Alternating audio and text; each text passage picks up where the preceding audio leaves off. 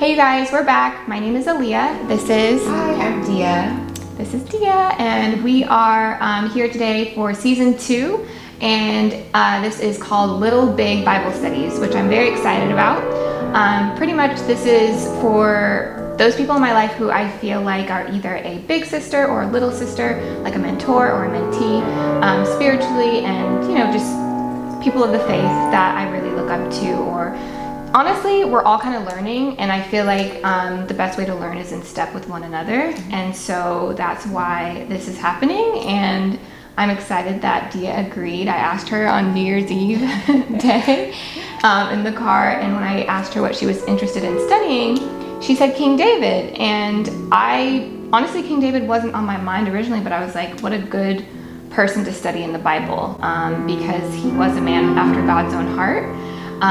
There's a lot to learn from him, I think, and his lineage is also the lineage of Jesus. So, yeah. I didn't know that. Can I give a little context? Yeah. Okay. Yeah. So, first of all, I just realized that there's like a wordplay on LIL-BIG Bible Studies. Because when Aaliyah first asked me about it, I was like, oh, it's like Little Big Sister Bible Studies, but it's also like these little intimate Bible studies, but big because they're being shared with whoever watches it. Oh my God, I love that.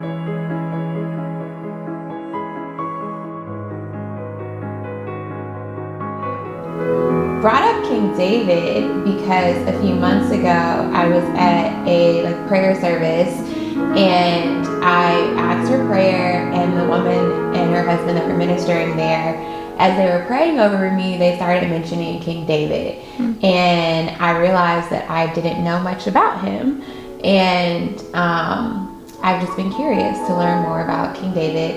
And so in preparation for today, I was listening to 1 Samuel and reading through it, and I did not know that he was a part of Jesus' lineage. Or maybe I did know and I forgot. I grew up in church, so I've heard a lot of these stories throughout my life, but I feel like I'm stringing them together as an adult and making sense of them.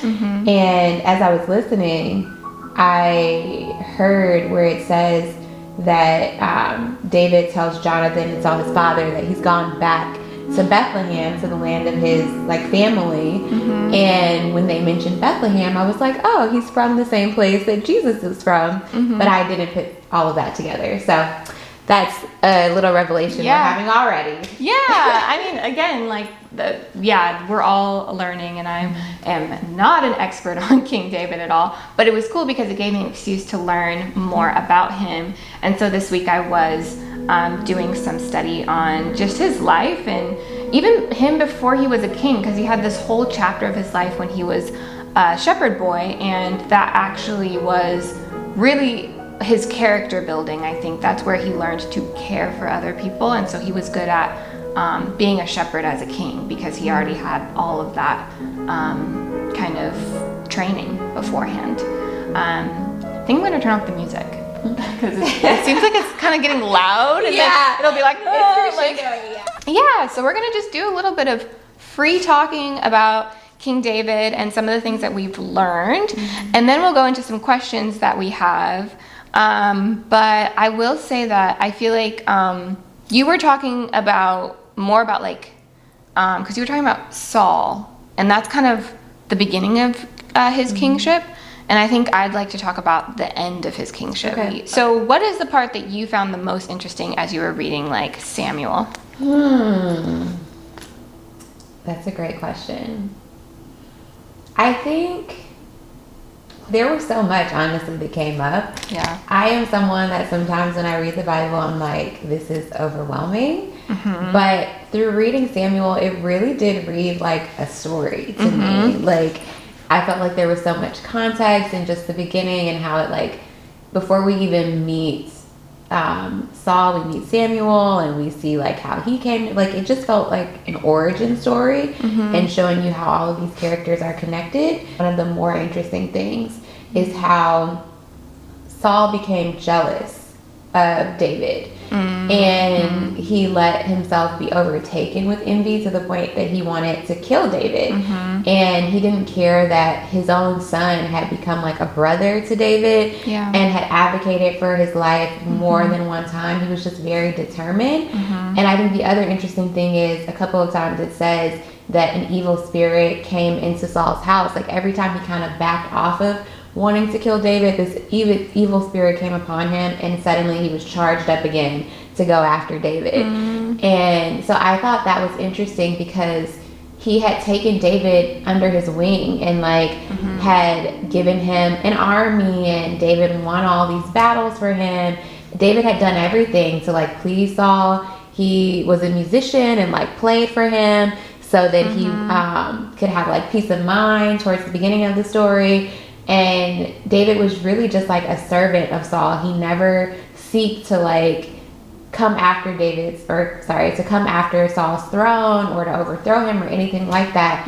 But Saul could not handle how God was with David and showed him favor no matter what circumstance he put him in. And he was so threatened without God even saying that he was going to make David a king, or like he had no evidence that David was going to become greater than what he was, but there was just something about him that he could not stand, and it overtook him many times that he was coming after David's life.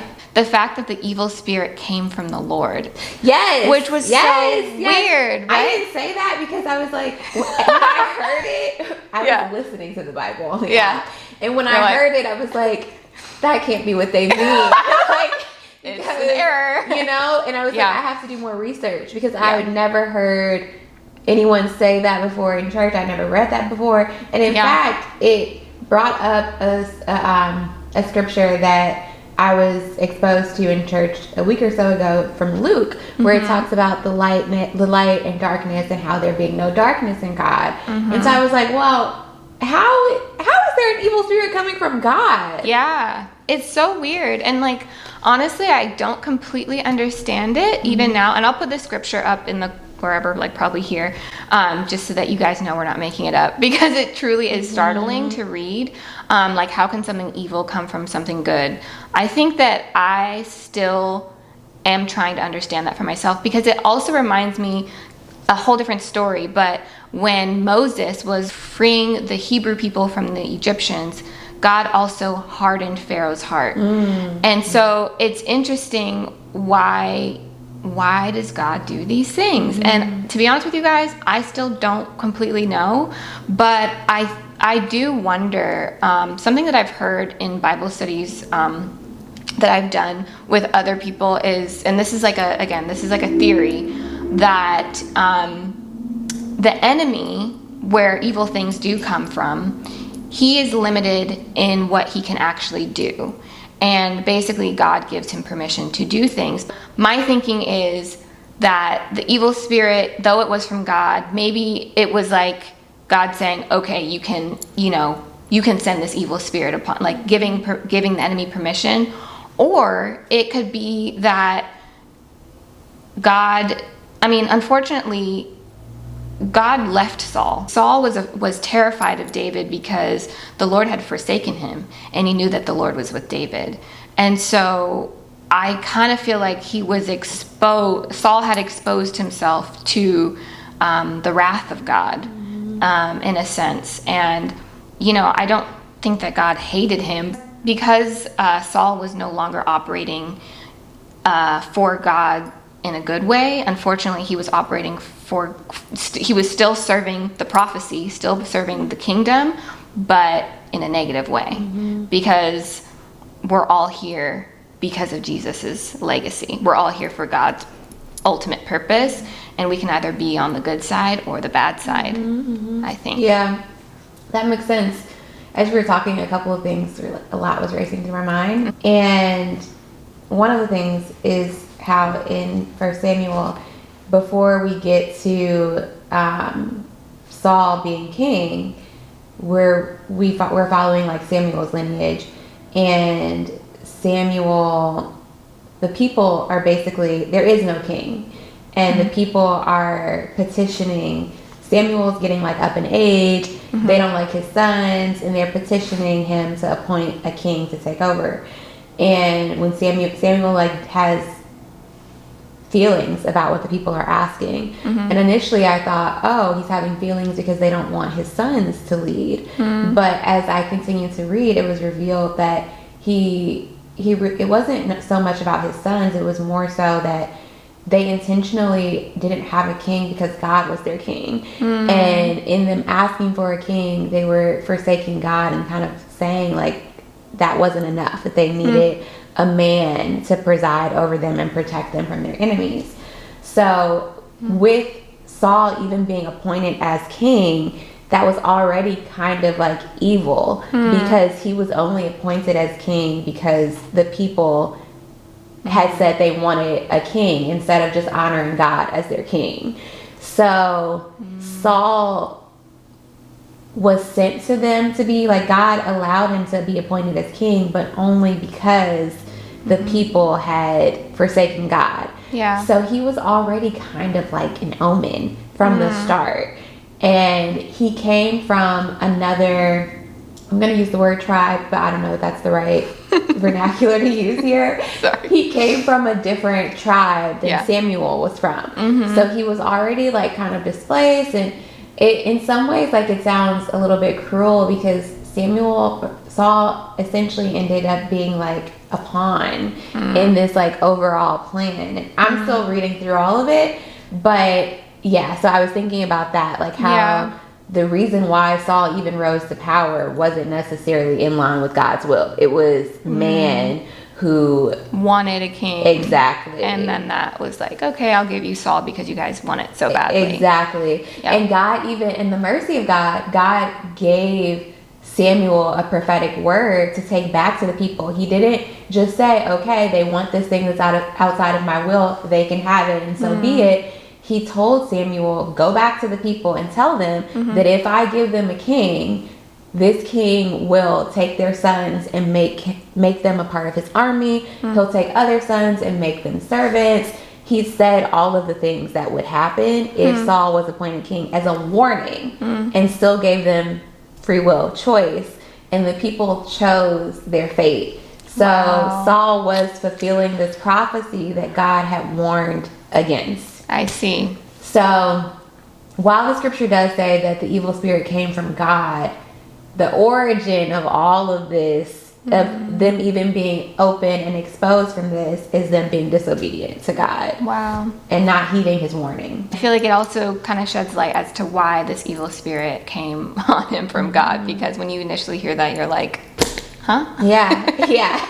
Why? Like, that does not make sense. Yeah. So yeah, very, very interesting. And I also like that you brought up the mercy of God, because that's something that was sticking out to me when I was reading through David's story as well, was God's mercy. And particularly with the story of Bathsheba. So King David was already married. I think he ended up having like wives and concubines and etc., which is definitely a biblical thing. We don't do that today. Well, I guess in some communities they do. Even my own grandfather participated in that. Side note. But different interpretations of the word, you know. But honestly, what was I going to say? So King David was already married. He saw Bathsheba bathing, I believe. I don't know how he saw her bathing. Or he saw her... Did he see her bathing? Or am I making that up? Maybe I've seen that in a cartoon or in a film. But anyway, he saw her from afar. He thought she was beautiful, and he wanted her for himself. And he slept with her. He took her, he slept with her. She ended up getting pregnant. She wrote to him, said, hey, I'm pregnant. And he... Hey, I'm pregnant. Which is kind of crazy, like bold, actually, to tell the king. Imagine how many women would have been like, I am not saying this. Like, I am not telling him that his essentially sin has led to this huge consequence that now we both have to deal with. And everyone's going to know about it. Everyone's going to know about it. She already has a husband, and that's the thing. She had a husband? She had a husband. Ooh. So that's the thing. David knew that she had a husband, and her husband fought in his army. And so he tried to trick her husband into going home and sleeping with her so that the baby would be perceived as his own child. Wow. But unfortunately, I think his name was Uriah. Uriah was such a good man. This is the other thing that's painful. He was a good man. And there's so few of them. Uriah was a good man, and he basically refused to sleep with his wife because he had some discipline or something. Oh, you know what? What? I don't know if this is the same thing, but I read earlier in when they were talking about David's army that even though they were like going to war, which was a sinful thing because you're killing people, their bodies were holy. Like when they went to war, they did not see females. Oh. They didn't sleep with women or anything. They didn't see females. There was no talking stages. Right. They couldn't do the dirty. Right. Yeah. So I don't know if that applies. I think it there, does, and I forgot that part. So thank you for bringing that up. Yeah. So essentially, he was just like, I'm not going to do it, and he didn't know that King David was trying to trick him. He had no idea. And so King David wrote to somebody else, or told one of his advisors, put Uriah at the front lines, and then when the enemy comes, draw back so that he's the first one to die. And he has Uriah killed. And this is a man after God's own heart, which is also confusing. But yeah, he has Uriah killed. And R.I.P. Uriah. R.I.P. And so then he marries Bathsheba, and wow. Yeah. He did. Ladies, don't tell me what a man who really wants you won't do for This you. is what you're taking from it. This is what David said, I'm going to have her by all costs. That's crazy.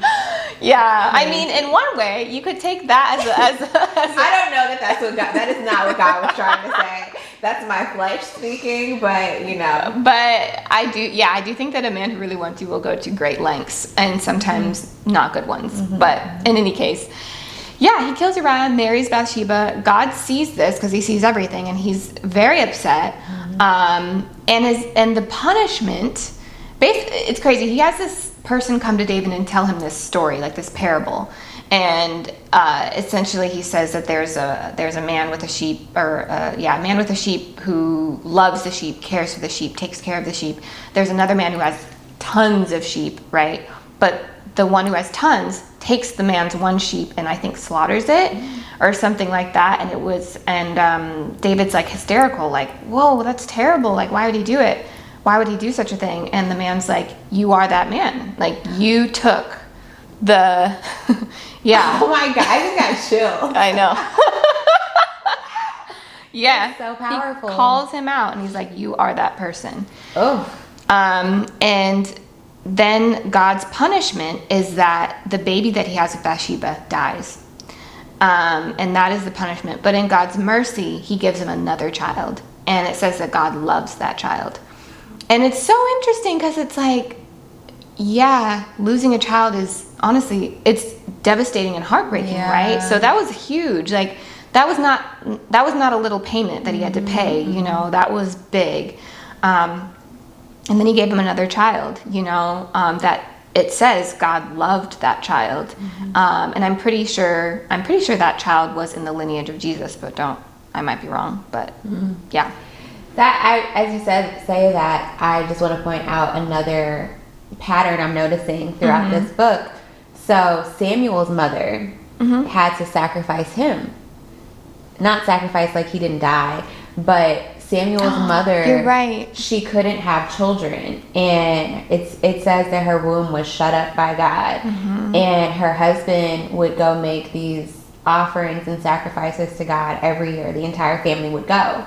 And before Samuel was born, his mother, I'm forgetting her name, but his mother was there as like the sacrifice being made, and she cried out to God. She was sitting next to the priest and she was praying, and nothing audible was coming out of her mouth, but they saw her lips moving, her eyes were closed, and they thought that she was crazy, and they thought she was not crazy, they thought that she was drunk. And either the priest or her husband turned to her and said, how long are you going to be like in this state? And she says, I've had no wine, I've had no beer. I'm praying to God. She was in so much pain that she couldn't have a child, and she had been suffering so long, and they had been making these sacrifices and offerings for year after year, and she just couldn't take it anymore. And she made a promise to God that if he blessed her with a son, that she would give him back to God to serve God all of his days. And God gave her Samuel. And I don't know why that's making me emotional. Yeah. It really is. Yeah. I'm like, because then she had to do it. She actually had to like let her son go. She had to do it. She had to let him go. And so, but even then, God still gave her like great grace, because Samuel is born, and it comes that time of the year where their entire family is supposed to go make this offering to God. And she says to her husband, I'm not going because Samuel is still being breastfed and like hasn't been weaned yet. But she like reconfirms her promise to God, and she says, if you'll allow me to like stay behind until Samuel is weaned, I will go once he's weaned, and I'll give him back to God. And so she does. So God allows her that time with Samuel to bond and nurture him until he's weaned. And then she goes and she gives him over to the priest there. And Samuel grows up under the priest, which is how he becomes like who he is. But he does this away from his mom. But because she honored her promise to God, mind you, this is a woman whose womb was shut up years and years and years. She has Samuel, and I'm sure she thought that was it, right? Right. But God comes back and gives her, I think it's 3 daughters and 2 sons, or either 3 sons and 2 daughters. A lot of kids. He gives her a lot of kids. And I didn't know that part. Yeah. So Samuel wasn't her only child. He was the only child that she had to give back to God.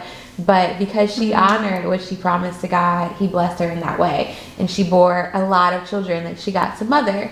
And Samuel went on to like fulfill this. So I bring, to tie that full circle, I bring that pattern up because you were talking about Bathsheba having to sacrifice her son. Right. And so, you know, prior to that, this had happened earlier in the book of Samuel. But you know, the mom was rewarded for it later. Oh my gosh. Wow. Sometimes God gives us things to bond with and to love for a time, and then we're meant to give it up, and not knowing when or if that thing will come back around. But trusting that he will, I think or trusting that, you know, whatever the outcome is or whatever God is leading is the right thing. And I can think of in my own life in ways that I have not honored, you know, letting something go. Once I've bonded with it, I'm like, this is mine, you know, like, you kidding, you know? Why would you give me this thing? Why would you give this to me to love, and now I have to let it go? I mean, there's just, countless. I mean, there's one time I'm thinking of in particular. Care to share? No. Another time.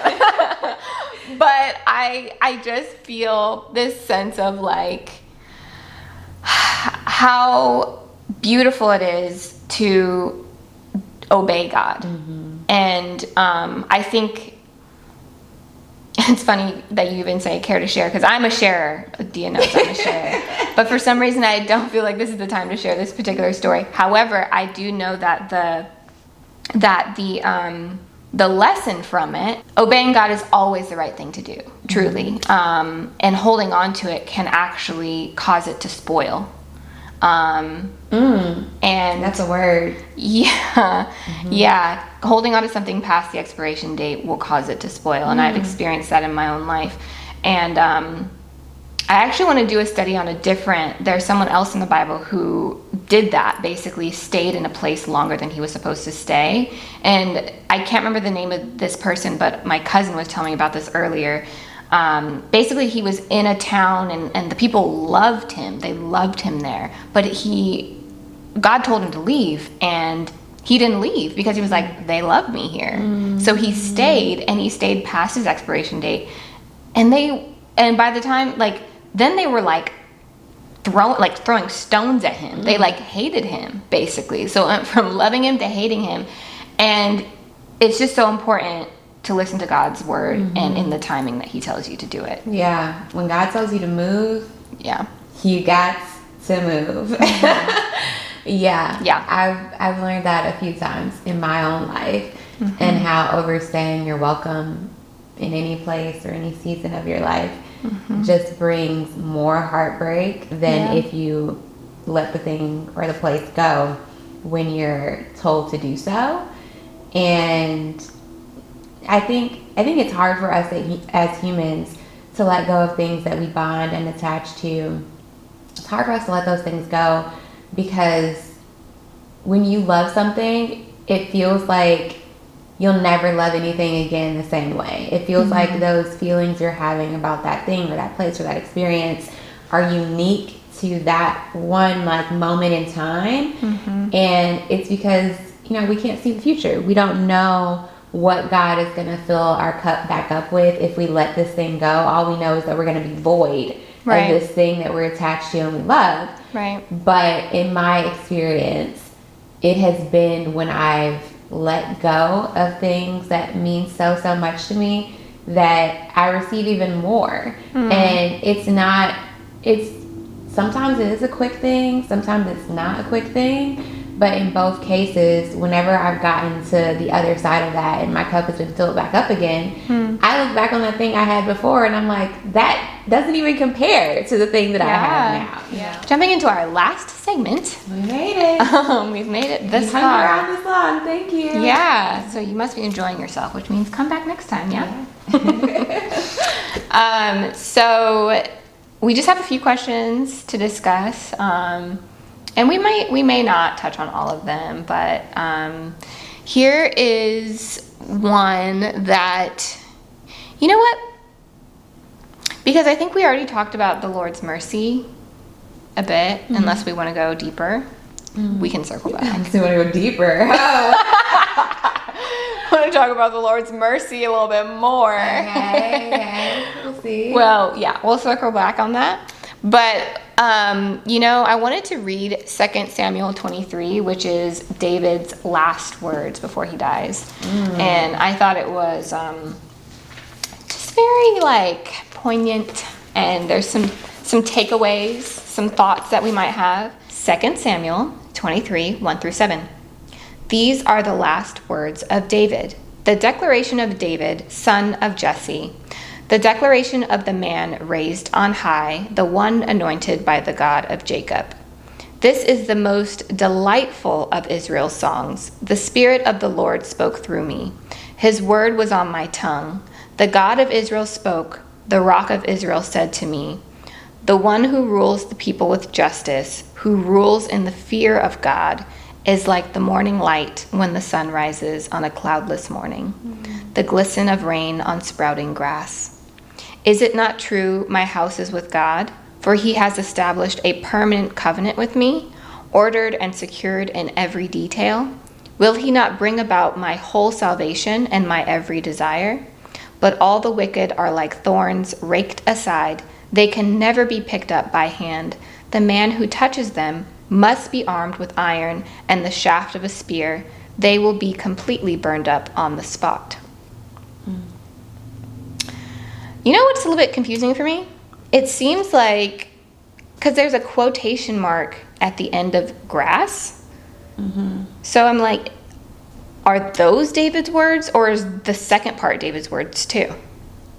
What does it look like in your book? I mean, normally you're right. Quotations do indicate like exact, not paraphrasing, but someone's exact words. Yeah. So if there's an end quote, then that must be the end of what he said.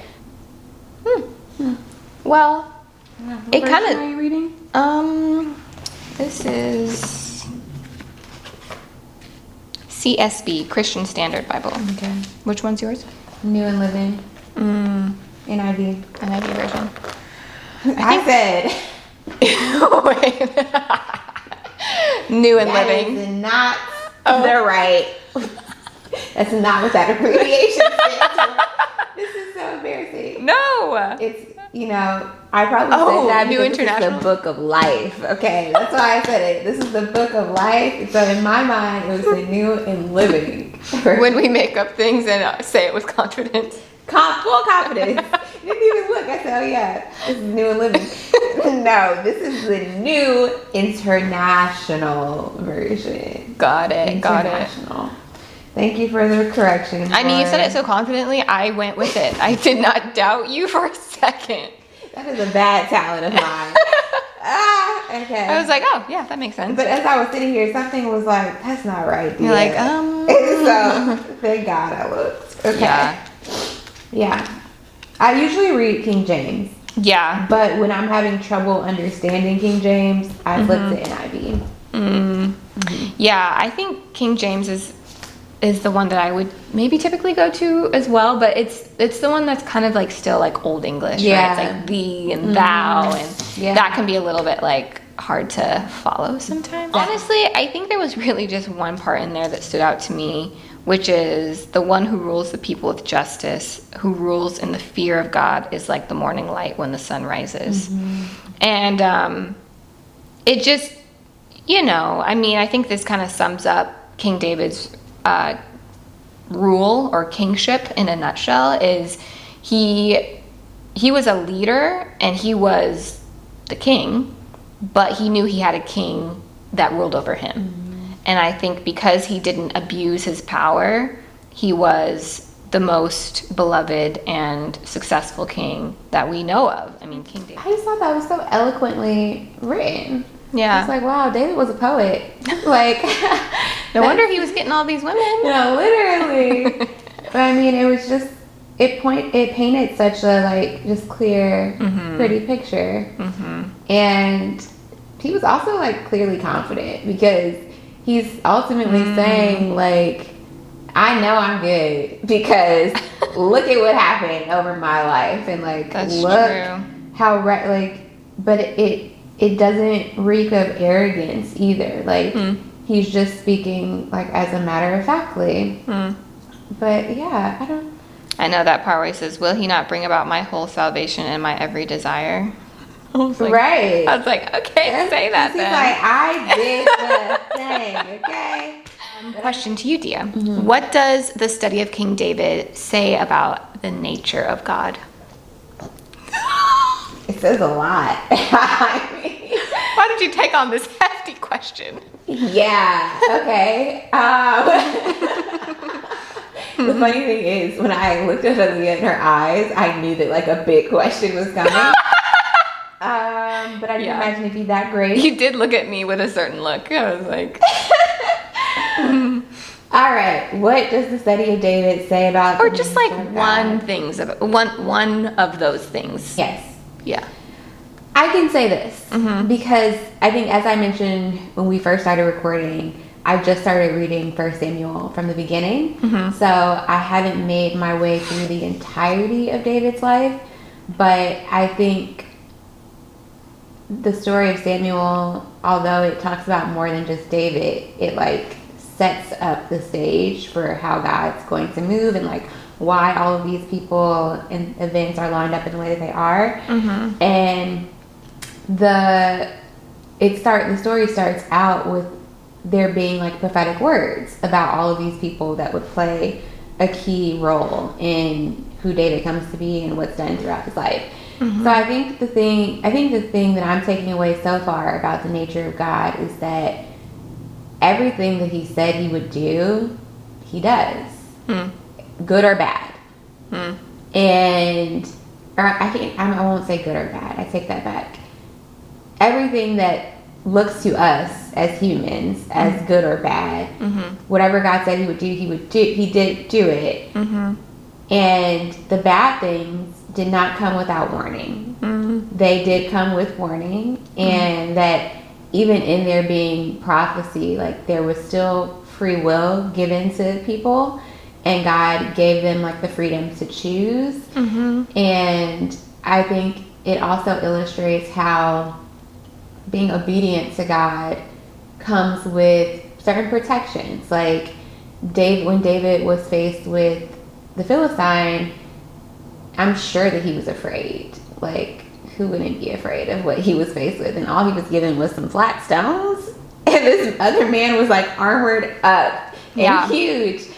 But his confidence in God, like even when he's speaking to the Philistine, and he says to him, like, God is going to deliver you into my hands.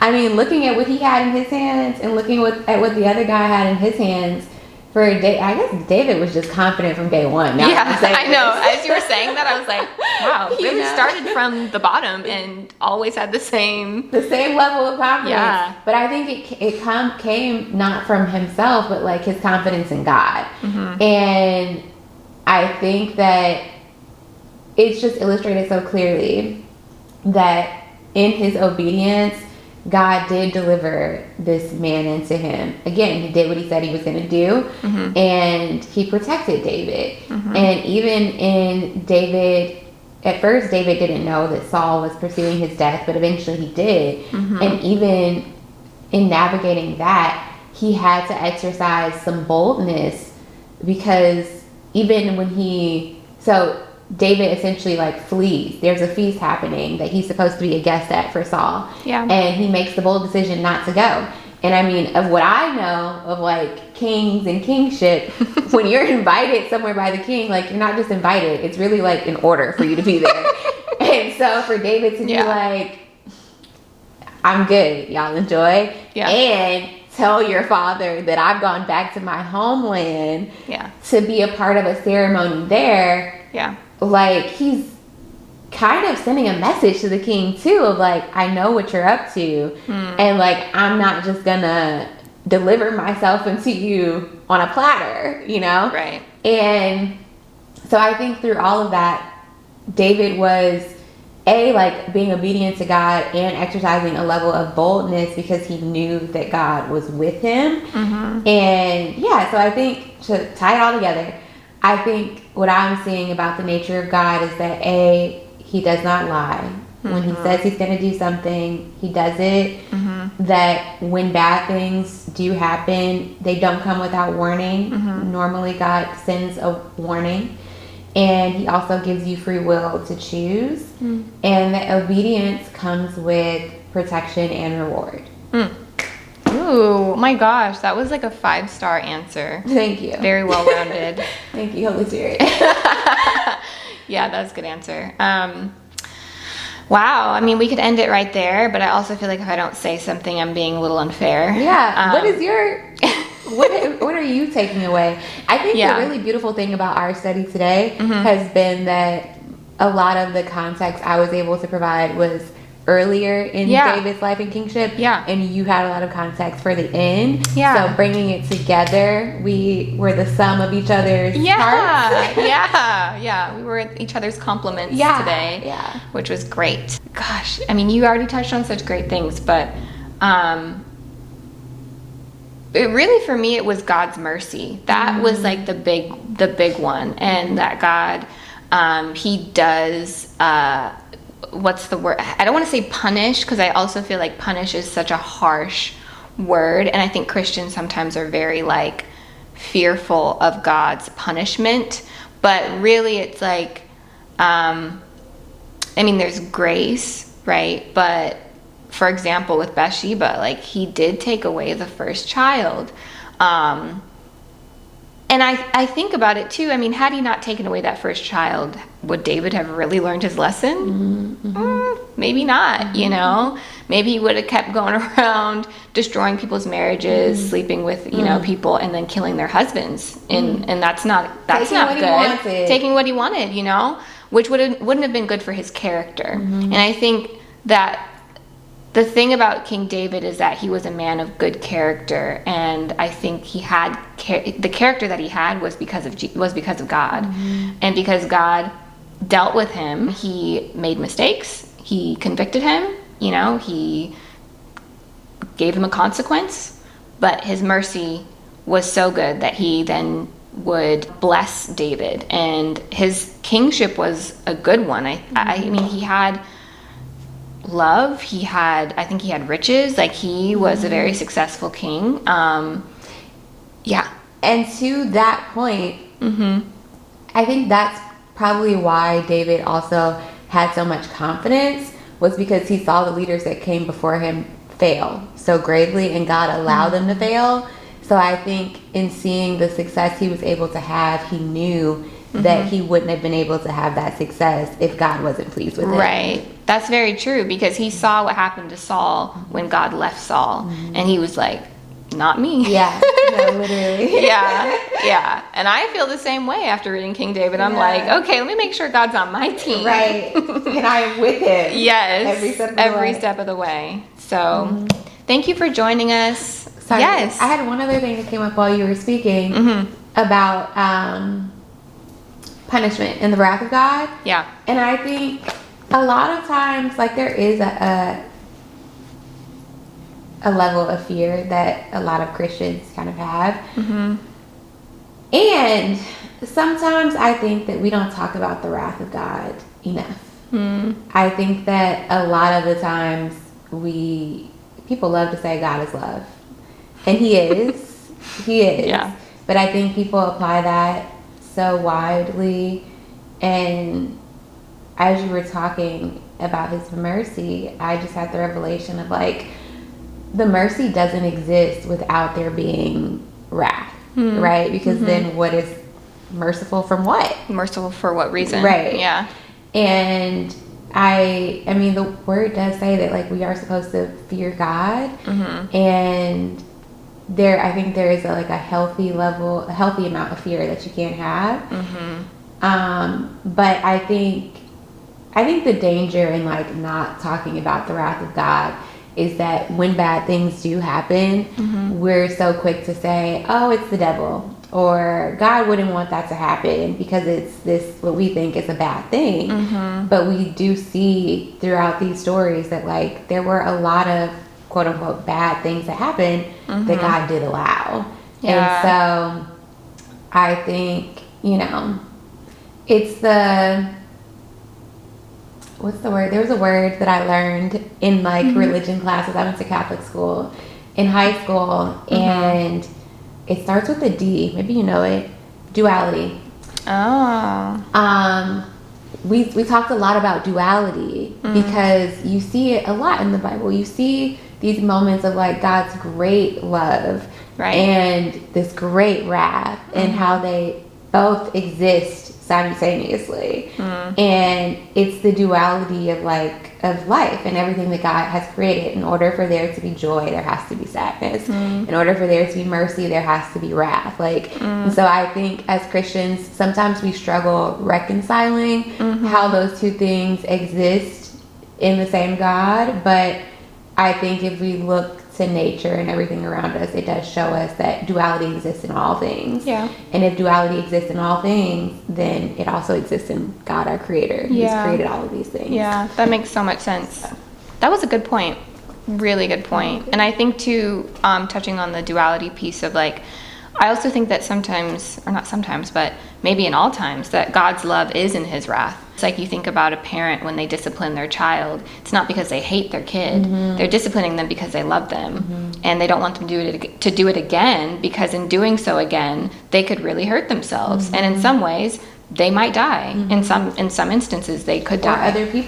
Or other people, right? God will be like, hey, don't do that to my child, So I do think that his love is in his wrath. Yeah. Love that.